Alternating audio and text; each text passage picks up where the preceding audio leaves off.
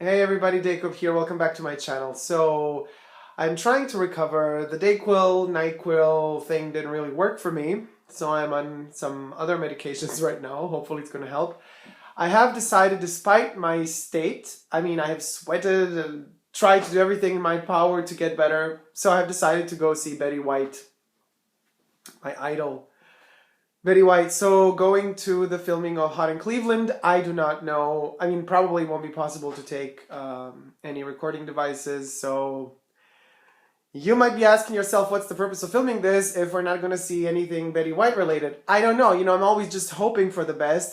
Sometimes, as it happened for Two Broke Girls, unfortunately, though, the people that had like these special tickets or that were some sort of acting students or writer students or whatever, they got kind of these passes to go backstage. The regular mortals, as I am, did not. So you never know. They might today just out of the blue look at me and say, "You little blonde thing sitting there, you want to pass to see Betty White because you have the same hair color she does?"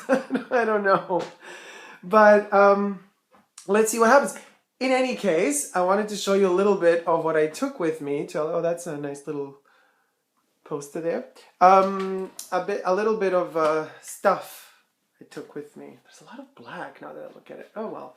So there is a lot of white 3 stuff. I have this poncho cape thing. There's going to be some purple going on. A little bit of Tron. Stripey. This goes with pants. I'll be wearing this in the next days. Some of you have commented on the Instagram profile and liking this shirt a lot. Well, there it is. So this, just to let you guys know, for who has seen a couple of videos back, somebody in the family has passed away.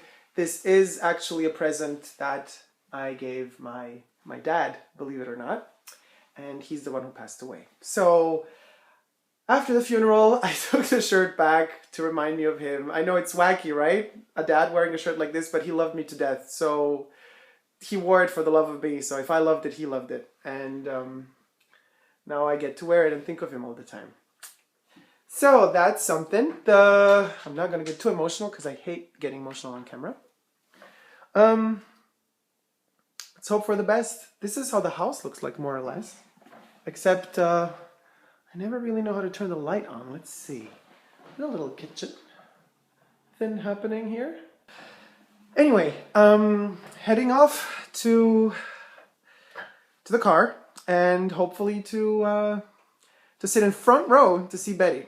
At least for a couple of minutes. The way I see it, she's, in her 90s. I don't think she's going to be... you never know. That woman is made of iron and steel. She might be sitting there filming, recording for like 6 hours straight. But the way I think it's going to go down is she's probably... they might do the scenes with her first, and then she's allowed, free to go, and then they do the other girls. I might be totally wrong. Stay tuned. I'll let you know. Bye. So on the way to see Betty, another thing I didn't say in the house, another thing, there's a lot of things I didn't say, but, the reason I said that about my dad, I'm kind of emotional. Of course, the whole process of getting used to the passing of your father is really tough and difficult, but then, Betty White, as superficial as this may seem, plays kind of an interesting role in all of this because since I have been a child, I traveled a lot and never really had a stable kind of home. And the Golden Girls somehow, whether they be on reruns or later on in my life on DVDs, always with me on computers, laptops, I would just watch them and listen to them in the background if I would be doing anything. They would just make me feel safe or comfortable, like in a home environment. So to me, it's very special to go see Betty today, even though she doesn't know me.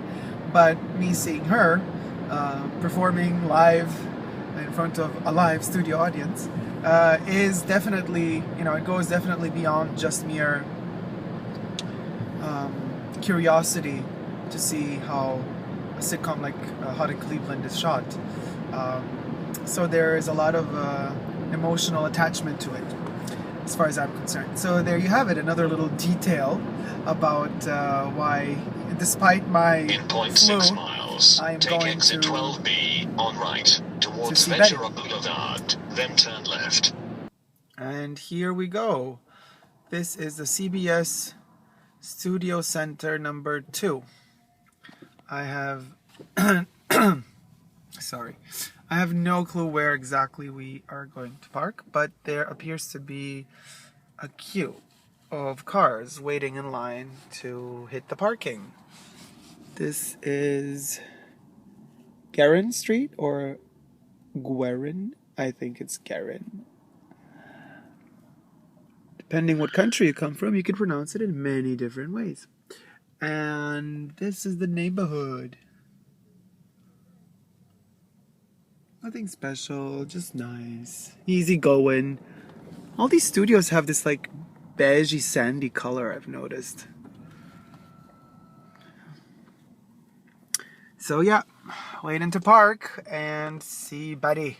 So this is it. We've arrived, and let me just flip this thing for a second. Parking ticket. Hot in Cleveland. Everything is there. So I'll see you on the other side. So, Hot in Cleveland is over. Little did I know it was the last season. Turn left on Valley Hart Drive. So, four episodes to the end. This was basically 4th, and 3 more to come. Even though we were there on time, it was still a mess because most of the Hot in Cleveland crew, staff, actors had their family come in as VIPs, so most of us were put on hold and standby. So I was thinking, oh God, I'm not even going to make it in. But Continue at the end, 3 miles, it worked out. Then turn right on Laurel Canyon Boulevard. You know, we came in. Turn left on Valley Hart Drive. Betty White is so heartwarming and touching. It's amazing. And this time around, Drive 0.3 miles, then turn right on Laurel Canyon Boulevard. The audience warm-up was actually okay, which is something that is surprising. There was food given out to the audience, you know, sandwiches and cookies and water. And these little tiny pamphlets, little booklets describing the episode. In fact, it is Kitchen Nightmare, episode 619, which is season 6, episode 19. Yeah, so I'm lucky. I saw Betty White, and it was amazing. She's great. She got all of the best, you know, punchlines were hers.